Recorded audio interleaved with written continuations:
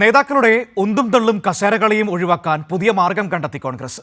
കോഴിക്കോട് DCCയിൽ കഴിഞ്ഞ ദിവസം നടന്ന കർഷക തൊഴിലാളി കോൺക്ലേവിൽ സീറ്റുകളിൽ പേര് എഴുതിവെച്ചാണ് കൂട്ടത്തള്ള് ഒഴിവാക്കിയത്. DCC ഓഫീസ് ഉദ്ഘാടന ചടങ്ങിലെ നേതാക്കളുടെ കൂട്ടയിടി വലിയ വിവാദമായിരുന്നു.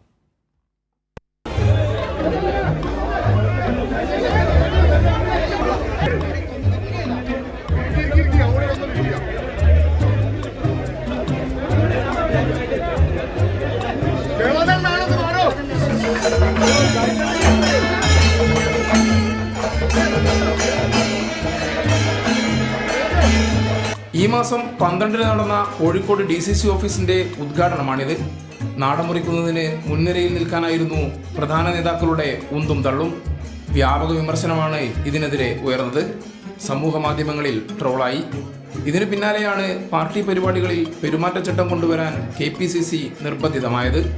അത് ആദ്യം നടപ്പിലാക്കിയത് കോഴിക്കോട് DCC ഓഫീസിലെ പരിപാടിയിൽ തന്നെ. കർഷക തൊഴിലാളി കോൺക്ലേവിൽ വേദിയിലിരിക്കേണ്ട പ്രധാന നേതാക്കളുടെ പേര് കസേരയിൽ രേഖപ്പെടുത്തി. ഇതിനു പുറമെയുള്ളവർ സീറ്റ് പിടിക്കാൻ വേദിയിലെത്തേണ്ടെന്ന് തീരുമാനിച്ചു.